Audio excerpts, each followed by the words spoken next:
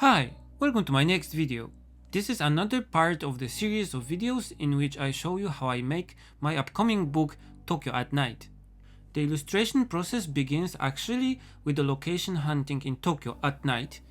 This is again one of the illustrations that is based on the location hunting session we went with the television crew because we were shooting some additional material for the program Banban Japan. This is also one of the first illustrations I made for the book.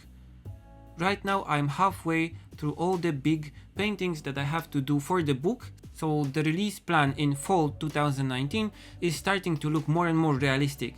Okay, so the first step of actual drawing and painting was making a small sketch that looked like this. For such complicated painting, I usually force myself to sketch this small first, so I can get the hang of the content of the painting easily. I can correct things, I can erase even the whole thing without wasting so much time, and without feeling that I wasted a lot of effort on a sketch that has to be corrected.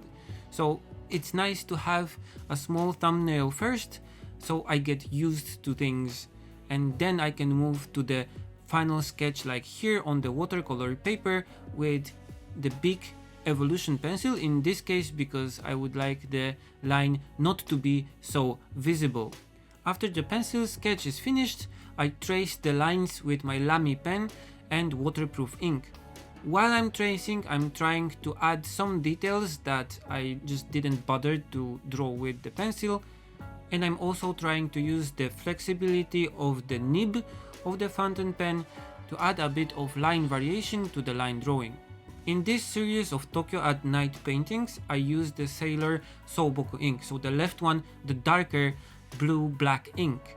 And I'm using this ink because it's waterproof and also because it gives me a beautiful texture on this Canson paper. That's why I decided to paint the dark shadows with the ink also.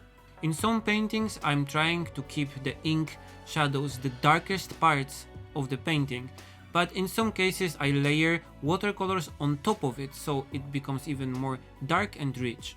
The idea behind this way of painting came inspired by the Japanese woodblock prints, so hanga prints, where the darkest color of the shadows is also used for the lines, and it's often a dark blue-black color. Because the scene I'm painting here is still not full night and the sky is pretty bright. The darkest parts were the shadows underneath the staircases. I decided to cover them completely with ink with no details. I will decide later in the process if I really need to make these parts even darker, applying some mix of watercolors on top of them.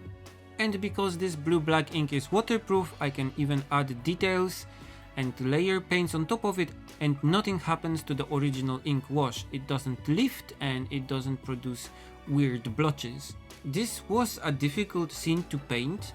The things that kind of caught my eye in this scene were the lights in the staircase and also the front of this left building with the huge tiles on the wall, with each of them reflecting the late evening sky in a bit different way, producing this awesome mosaic effect.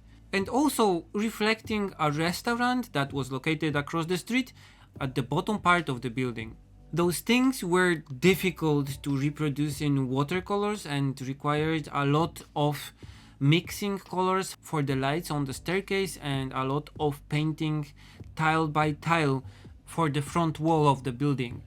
And things like this are really common in this series of illustrations. That's why each piece takes me sometimes more than 3 days to finish, from the initial sketch to finishing the watercolors. And then I have to scan and edit this piece in Photoshop so it's ready to be featured in the book. And for this picture it looks like this. I like how the reflection and the lighting came out and the contrast between the right side of the painting and the still bright sky, so I'm pleased with the result. You can already pre-order the Tokyo at Night book at Japanese Amazon, and it should be available at different stores when it's published later this year. Okay, that's it for this video. As always, feel free to comment, share and subscribe, and you can also support me on Patreon. See you in the next one. Bye!